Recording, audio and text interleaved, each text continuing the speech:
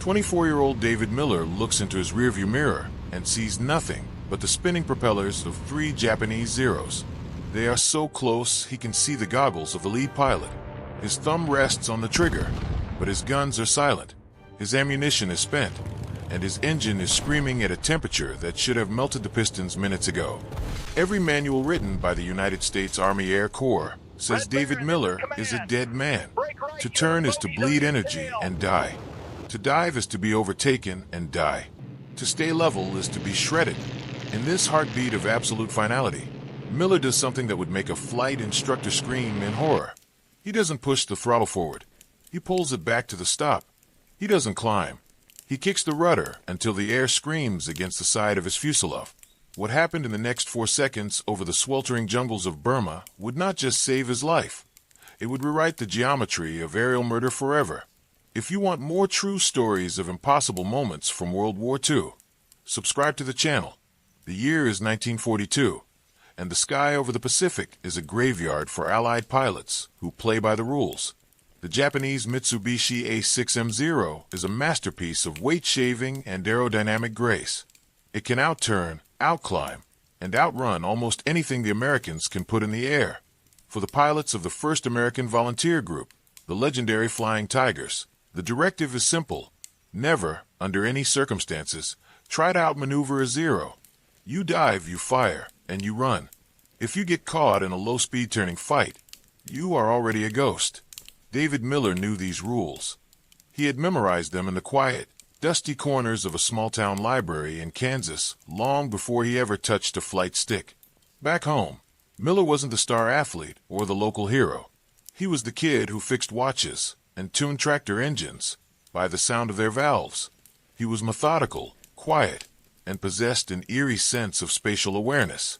To the veteran flyers in his squadron, he was just another replacement, a green pilot who spent too much time looking at charts and not enough time drinking at the officers' club. They called him the Professor, and it wasn't a compliment. In the heat of the Burma campaign, the stakes were absolute. The Japanese were strangling the supply lines, and every P-40 lost was a gap in the armor that could never be mended. On the morning of his 14th mission, Miller's flight was scrambled to intercept a massive formation of Nakajima bombers, escorted by the elite units of the Imperial Japanese Navy Air Service. The sky was a brilliant, deceptive blue, broken only by the towering white columns of cumulus clouds that served as hiding spots for hunters. As the Flying Tigers leveled off at 18,000 feet, the radio crackled with the frantic voice of the flight leader. The Zeros weren't above them. They were below, climbing with a rate of ascent that defied logic. The trap was sprung. Within seconds, the disciplined American formation was shattered into a chaotic web of smoke trails and tracers. Miller found himself isolated. It is the nightmare scenario for any fighter pilot.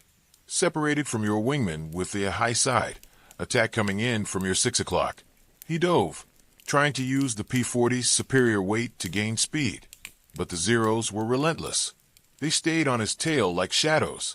Every time Miller jerked the stick to the left, the lead Zero mirrored him perfectly. Every time he tried to spiral upward, the Japanese pilot simply cut the arc and gained ground. Miller could hear the thwack of 7.7 millimeters rounds punching through his vertical stabilizer. The vibration in his seat changed. The plane was becoming a sieve. His mind, trained for mechanics and logic, began to race through the variables. The Zero was lighter. The Zero was faster in a turn. The Zero had a lower stall speed.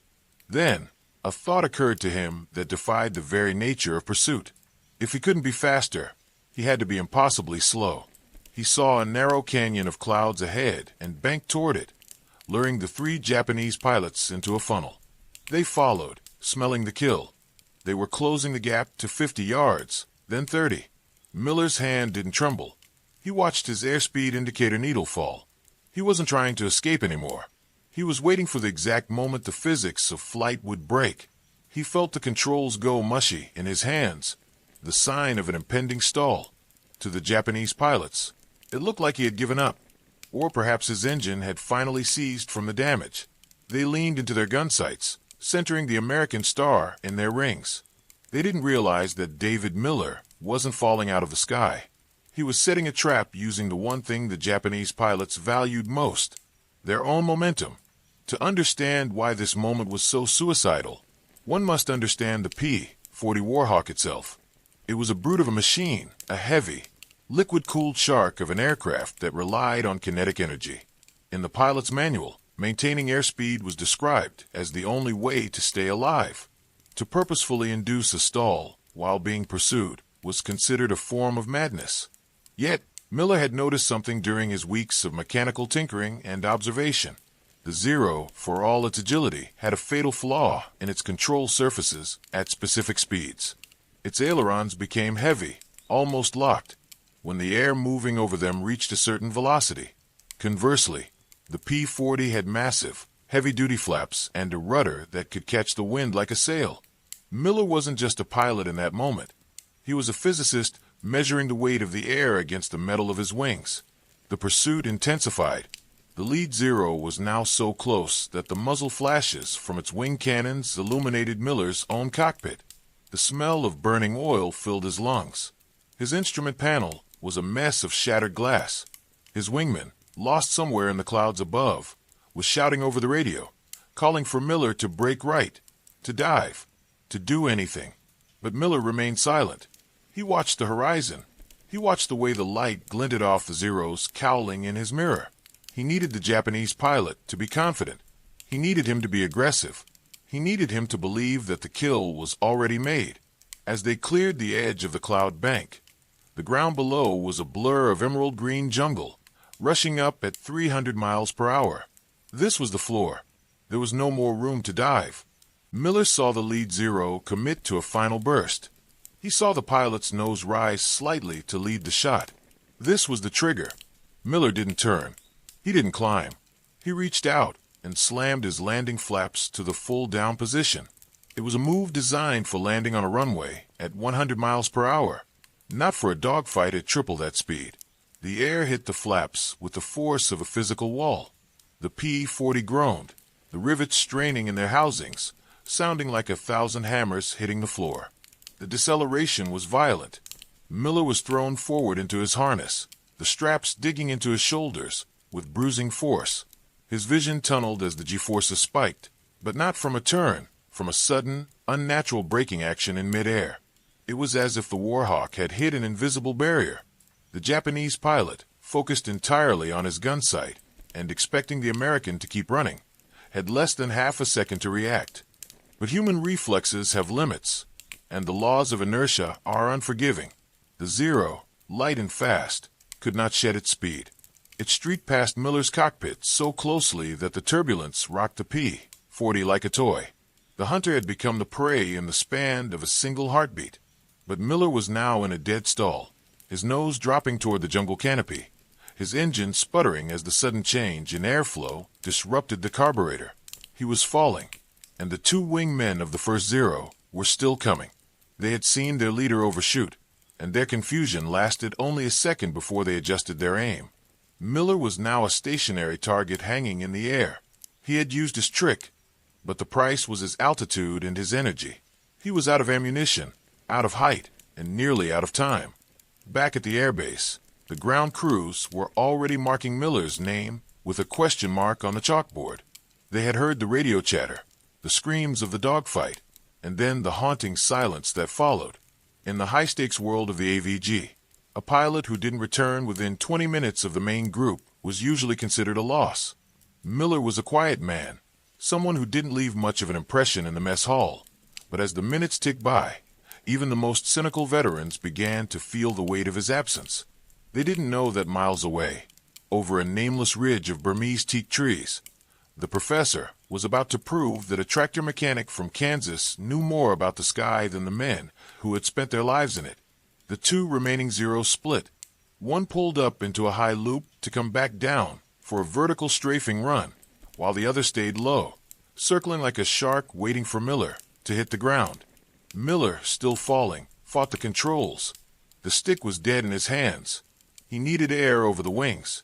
He pushed the nose down further, intentionally diving into the treetops to gain the precious few knots of airspeed required to make the control surfaces bite again. The leaves of the jungle brushed the underside of his fuselage. It was a terrifying gamble. If he misjudged his height by 10 feet, he would disintegrate in the timber. Just as the low-flying Zero turned in for the kill, Miller felt the stick vibrate. The air was back. He kicked the rudder again, but this time, he didn't use the flaps. He used the P-40's sheer mass. He swung the tail of the heavy fighter around in a skidding turn that was ugly, uncoordinated, and completely effective. He wasn't trying to get behind the Zero. He was trying to force the Zero into a position where its own agility would be its undoing. He realized that the Japanese pilots were flying with the pursuit curve mentality. They expected him to move where a plane should move, by flying uncoordinated, by skidding and sliding through the air like a car on ice. Miller was making himself impossible to track. The Japanese pilot in the low Zero was frustrated. He had the faster plane, the better turn radius, and the advantage of numbers.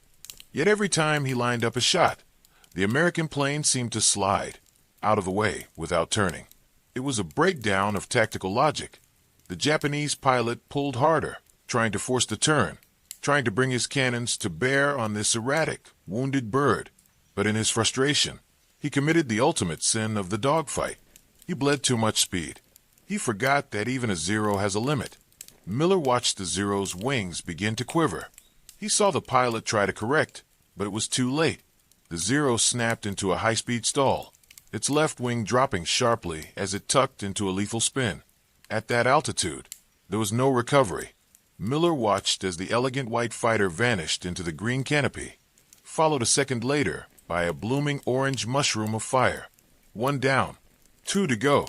But Miller was still out of ammo, and the first pilot, the one who had overshot, was now coming back with a vengeance, diving from the sun with his third wingman right beside him. The situation was arguably worse than before. Miller was at low altitude, trapped between the trees and 2 elite hunters who were now wary of his tricks. He could feel the heat of the fire from the crashed Zero rising up through his floorboards. His engine was coughing, spitting blue smoke from a punctured oil line. He looked at his fuel gauge. It was hovering near empty. He had one more card to play, a maneuver he had calculated on paper during a rainy afternoon in the hangar, something the veteran pilots had laughed at when he tried to explain it. They called it Miller's slide. Now, with the sound of the 2 remaining Zeros roaring down from the sky, it was no longer a theory.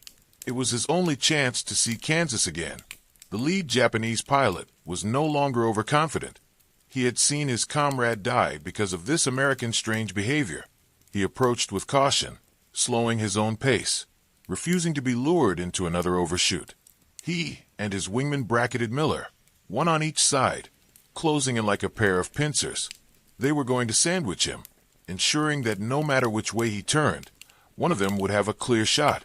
It was a textbook maneuver, a lethal display of coordination. Miller watched them close in, his eyes darting between his mirrors and the trembling needles on his dashboard. He waited until he could see the individual rivets on their wingtips. He waited until the tension in the air felt like it was about to snap the wires of his soul. Then, he didn't pull the throttle back. He didn't use the flaps. He did something even more counterintuitive. He shoved the stick forward and slammed both feet onto the left rudder pedal while simultaneously cranking the ailerons to the right. This was a cross-control maneuver of the most extreme kind. To a spectator, it would look like the plane was having a mechanical seizure. The P-40 didn't turn. It began to crab sideways through the air, losing altitude at a terrifying rate while its nose stayed pointed straight ahead. It was a side slip, but performed at the edge of the aircraft's structural limits. The Japanese pilots, prepared for a brake left or a brake right, were suddenly looking at an American fighter that was moving diagonally. Their sights, calibrated for standard flight paths, were useless. The wingman, trying to adjust his aim to compensate for the slide, overcorrected. In the tight confines of their formation, this small error was magnified. His wing clipped the tail of the lead Zero. It was a glancing blow, a mere spark of metal on metal, but at those speeds, it was catastrophic. The lead Zero's vertical stabilizer shattered, sending the plane into an uncontrollable yaw. The wingman, his own wingtip crumpled, lost lift and began to roll. Miller watched through his side canopy as the 2 hunters, collided in a slow-motion dance of destruction. They didn't explode instantly. Instead, they became a tangled mess of silver and white, falling away from him like a broken kite. He pulled his stick back, nursing the P-40 out of its slip, the trees so close he could see individual leaves being stripped by his propeller's wake. He climbed, his engine groaning its final protest, until he was clear of the ridge. He was alone in the sky. The silence that followed was deafening, broken only by the ragged sound of his own breathing through the oxygen mask. The silence in the cockpit was a physical weight. David Miller sat encased in a shell of vibrating, bullet-torn aluminum, his heart hammering against his ribs like a trapped bird. Behind him, the jungle canopy had swallowed the 3 Zeros, leaving only 3 distinct pillars of black, oily smoke rising into the humid air. He was alive, but he was far from safe. The P-40 was dying. Oil was streaking across his windscreen, turning the world into a blurred, amber-tinted haze. The temperature needle was buried deep in the red. He looked at his hands and realized they were shaking, not from fear, but from the sheer physical exertion of holding a 5-ton fighter in a cross-controlled slip just feet above the timberline. He began the long, agonizing crawl back toward the base at Kunming. Every mile was a victory over gravity. He had no wingman to check his tail, no ammunition to defend himself if a second wave appeared, and a fuel light that had been glowing steady for 10 minutes. He flew with a feather-light touch, terrified that any sudden movement would cause the stressed airframe to simply snap apart. His mind kept replaying those 4 seconds, the moment he had pulled the throttle back and watched the world's most agile fighter jet past him like a frustrated hornet. He had survived not by being a better pilot in the traditional sense, but by being a better observer of the inevitable. As the airfield finally appeared on the horizon, a tiny speck of dust against the vastness of the Chinese landscape, Miller felt a strange sense of detachment. He had been the professor, the man who studied the manuals until the ink faded, only to realize that the manuals were incomplete. The deadly turn he had accidentally perfected wasn't in any book. It was a fusion of a landing slip and a combat stall, a maneuver that exploited the P-40's greatest weakness, its weight, and turned it into a tactical anchor. He lined up for the runway, his landing gear protesting as it cycled down, one wheel locking only a second before the other. He touched down with a bone-jarring thud, the engine seizing and dying the moment the tires kissed the dirt. The ground crew ran toward the smoking aircraft, fire extinguishers at the ready. When Miller slid the canopy back, the humid air of the runway hit him, smelling of dry earth and spent fuel. He climbed down, his legs buckling as he hit the ground. A veteran flight leader, a man who had mocked Miller's book learning just 24 hours earlier, walked up to the riddled P-40. He traced his finger along the jagged holes in the tail and looked at the deployed flaps, which were bent back by the sheer force of the high-speed deployment. He didn't speak for a long time. Finally, he looked at Miller, who was leaning against the fuselage, draining a canteen of water. "How?" the veteran asked. One word, no mockery left in his voice. Miller didn't talk about heroism or the heat of the moment. He talked about wing loading. He talked about the coefficient of drag and the moment of inertia. He explained that a faster plane is only an advantage if it can stay behind its target, and that if the target becomes a wall, the hunter becomes the victim. Within a week, the Miller slide was being whispered about in the briefing rooms. Within a month, it was being practiced at altitude by pilots who had previously been terrified of the Zeros turning circle. David Miller hadn't just saved himself. He had given the Allied pilots a psychological weapon. He had proven that the Zero wasn't an invincible demon, but a machine governed by the same laws of physics as any other. The small-town pilot went on to survive the war, returning to the quiet life he had known before the world caught fire. He never sought the spotlight, and his name rarely appears in the grand histories of the Pacific Theater. But for a generation of P-40 pilots, his accidental discovery became a staple of survival. It was a lesson in the power of the underdog, that when you are outmatched in strength, you must win with timing. When you are outmatched in speed, you must win with stillness. The legacy of that afternoon over Burma remains a testament to the fact that in the cockpit of a fighter plane, the most powerful instrument isn't the engine or the guns. It is the mind of the person in the seat. Miller's story is a reminder that sometimes the only way to move forward is to have the courage to slow down. If you enjoy real World War II stories, where skill and courage change history, subscribe for more. In the high-speed world of modern combat, we often look for the fastest solution. But have you ever wondered what you could achieve if you dared to do the opposite of what everyone expects?